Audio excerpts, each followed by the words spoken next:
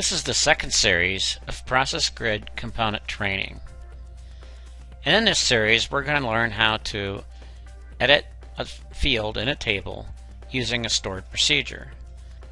Now, this isn't necessarily the preferred way of doing that because you could be violating a Makula business rule. The best way would be to use a table change object. At this point in time, WiSys does not have a comprehensive list of table change objects, but that will change over the course of the year.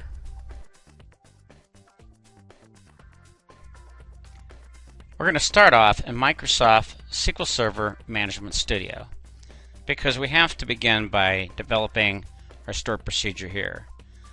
Now, the first thing I have is a drop of the stored procedure, update manufacturing lot number. And I have to do that because when I send you update to get this lesson, that stored procedure will be installed. So if you want to repeat the lesson, the first thing you need to do is drop that stored procedure so we can start all over again. So I'm going to comment that out.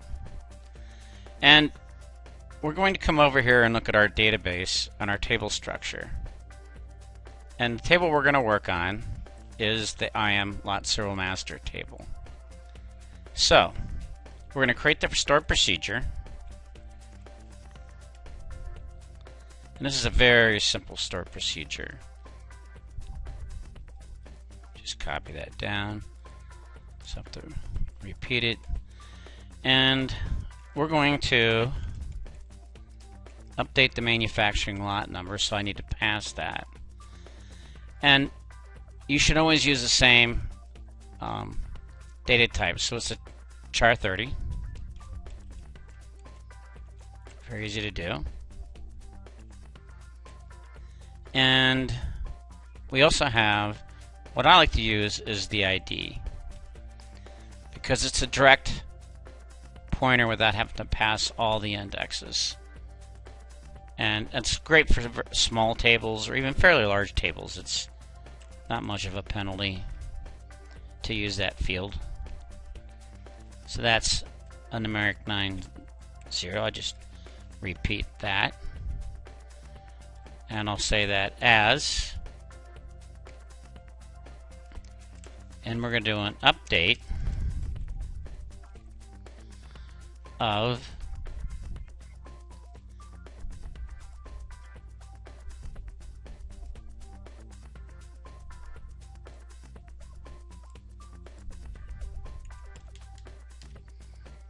IM lot serial master, and I'm going to use direct SQL because in this case I have to make this specific to a version. So let me go back and get the column list again, just so I don't misspell anything. And I want to come down here and get manufacturing serial number. And I'm going to set that equal to that value where ID equals add ID.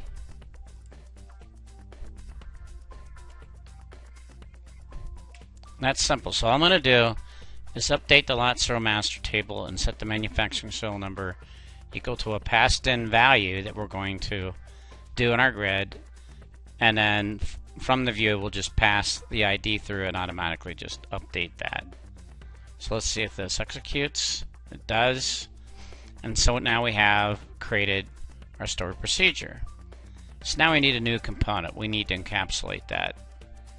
So I need to come down here and start a stored procedure. And by the way, I'm in Grid Component Training 2, a project already started, and this is going to be Lesson 1.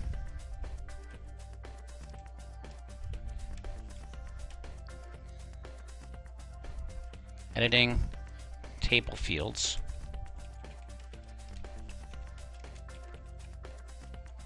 And this is creating a stored procedure component. And this is just a component. So there's nothing to this. We just need to give it a name, description, and then we just go out and look up our stored procedures. This is just a lookup directly to the database. And I could just type in update manufacturer. Yeah, there it is. Oops. And you notice immediately finds the two fields that we need to use in the stored procedure, the two passing values. So it does all that just by looking at the database. And that is it for lesson 1, and all it takes to encapsulate and create a stored procedure, which we'll use in lesson 2. I want to thank you for taking the time to watch this video tutorial, and I encourage you to move on to the next video tutorial in this series.